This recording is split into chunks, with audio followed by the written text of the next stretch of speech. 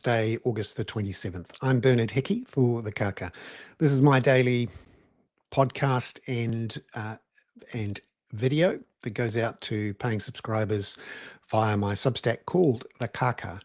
And it's all about Aotearoa's political economy around housing, climate and poverty. Today's big news to be announced by the government is a new business investment visa.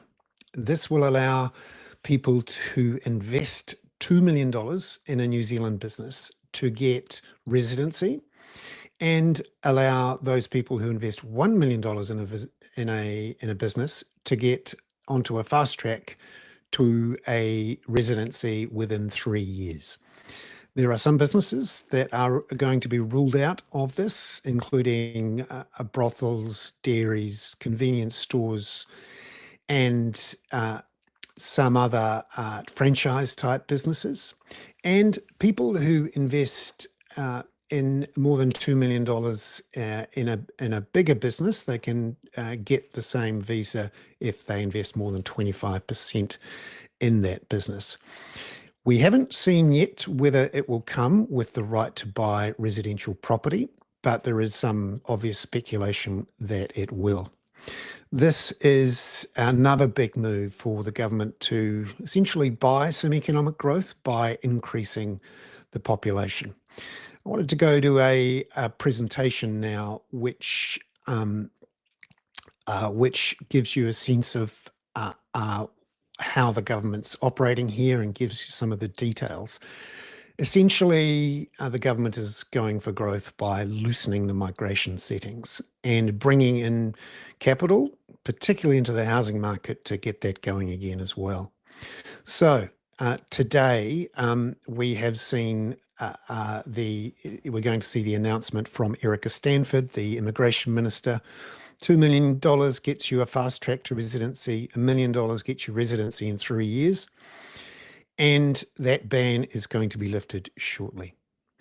According to Erica Stanford, this new BIV, Business Investment Visa, will bring cash to the cities. You might recall PM Christopher Luxon has said that the cities are doing it tough at the moment, and certainly there's a lot of demand. So Erica Stanford is quoted in an article in today's Herald. It's a leak of the policy, which I've got a link to in the email newsletter, in which she says the business investment visa will maintain and create jobs, grow incomes, and breathe new life into existing businesses across the country. She says it has clearer settings that are easier for applicants to understand, for Immigration New Zealand to process, and it's designed to, quote, deliver real economic benefits.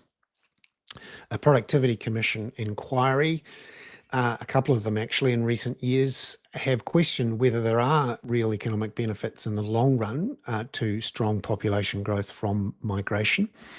The jury is out one way or another, but what we do know is that when we have fast population growth before infrastructure is built, this adds to pressure not just on congestion and availability of public services, education, health, but of course adds pressure to house prices. And the removal of the foreign buyers ban, which is now expected imminently as well, particularly if it involves people buying a visa for $1 million and then having the rights to buy a house without a limit on the size of the house, would significantly boost demand into the housing market. Now, we've already got some pretty strong support from the Auckland Chamber of Commerce, the CEO there, Simon Bridges. He's basically said this would be an excellent addition. There'll be real helpers to Auckland's economy because Auckland desperately needs cash, he says. If Auckland were a business, it would have cash flow issues right now. So $1 million and $2 million of money will be really positive. So he also thinks the rumour mill tells me changes about foreign buying will be coming. Let's hope they are sooner than later, says Simon Bridges. Now, the other big news today has come out thanks to Derek Cheng in the New Zealand Herald. He's referring to a new analysis done by the Ministry for Social Development into a policy that was announced in the budget, whereby people who currently don't have to declare the first two boarders' income when they apply for accommodation supplement now will have to declare it. This was all designed to claw back about $150 million from those people paying accommodation supplement and various other housing supports. The MSD's analysis, which I've included a link to in the email newsletter, will go to around 7,000, or will apply to 7,000 recipients of the accommodation supplement. They're going to lose about $100 a week. And the MSD has warned this will hit Māori, Pacifica, old people, young people, disabled people the hardest, and may have unintended consequences, whereby, for example, if a household can't now effectively claim or get the benefits of the income from a boarder, that boarder may be kicked out and eventually have to go back to MSD for accommodation assistance, temporary accommodation assistance, if they can get it. And you may also see extra applications for hardship from those people who are no longer getting that $100 a week. And some are actually having income losses of more than $200 a week. This is going to put extra pressure on those households that are really struggling at the moment. And it just shows the scale of the hardship involved to save money for reducing a deficit and reducing borrowing, which is clearly not needed. Also in the news today, Consumer NZ have made a call for a Financial Markets Authority review of home insurance pricing. They argue that a lot of the risk-based pricing increases that we've seen over the last decade or so, and particularly around insurance, and now increasingly around flood risk, storm surge risk, slips risk because of climate change, has contributed to a tenfold increase in insurance premia in the last 20 years. Just for comparison, contents insurance has only tripled, and cheese and egg prices have only doubled. So there's a significant issue there.